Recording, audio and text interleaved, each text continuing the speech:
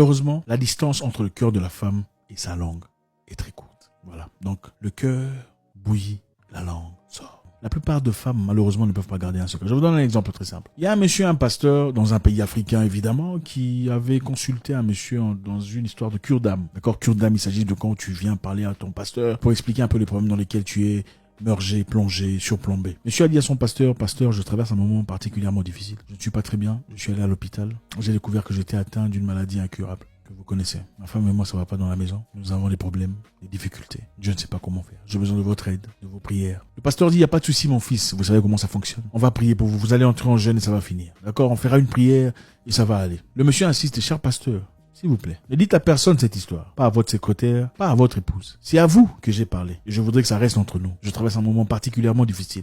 Le pasteur dit, non, fils, ne t'inquiète pas. Ne t'inquiète pas. C'est entre toi et moi et le Créateur qui voit. Prions. Ils ont prié. Le pasteur est parti. Quelques jours plus tard, le monsieur arrivant au culte en retard, il a remarqué combien les gens le regardaient un peu bizarrement et chuchotaient. Vous savez comment ça se passe en Afrique généralement. Voilà. Parce que de temps en temps, il avait des problèmes, il avait des soucis familiaux, il revenait avec sa dépression. Et ça n'allait pas, ça se voyait par la santé. Ce n'était pas nécessairement parce qu'il était malade physiquement, c'était parce qu'il avait des problèmes émotionnels et des situations à gérer dans sa famille. Il a remarqué qu'on parlait de lui. Jusqu'à un moment donné, un petit enfant est venu lui dire, frère Jérôme, c'est vrai que vous avez une maladie qui ne se guérit pas. Et c'était la fille de la meilleure amie de la femme du pasteur. La fille de la meilleure amie de la femme du pasteur vient raconter à monsieur. Vous savez, les enfants ont du mal à... On a voulu taper l'enfant. Hey, toi, vous savez comment ça se passe. Toi!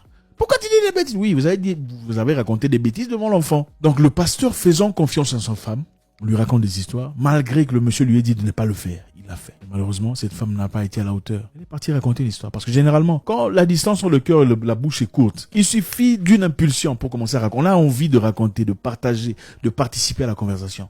Encore évidemment, ici, on ne parle pas de toutes les femmes. Ce n'est certainement pas toutes les femmes. Mais ça veut dire que beaucoup de personnes, malheureusement, dans ce cas-là, iraient raconter des histoires. Il y a une autre histoire. Un monsieur que je connais personnellement, une fois, a eu des problèmes avec son épouse. À la maison, vous savez comment ça se passe. C'était une histoire d'enterrement ou quelque chose comme ça. Devant les gens, vous savez, en Afrique, généralement, quand quelqu'un meurt, les gens viennent participer, les gens viennent célébrer la vie de la personne, dont la famille de la personne, du défunt. Alors, arrivé là-bas, la femme et l'homme s'entendaient pas. La femme avait apparemment quitté la maison pendant un jour. Pendant que le monsieur venait parler à sa femme pour lui demander gentiment de rentrer à la maison, elle a commencé à crier. Ne me touche pas! Tu as osé faire ça! Tu es venu ici me chercher pourquoi? Est-ce que toi tu es un homme? Hein? Est-ce que toi tu es un homme? Quand on parle des hommes, on parle de toi aussi. Les gens te voient dans les rues. Tu es grand, tu es fort. On pense que tu n'es pas un homme. Même une minute tu ne fais pas. Une minute tu ne fais pas.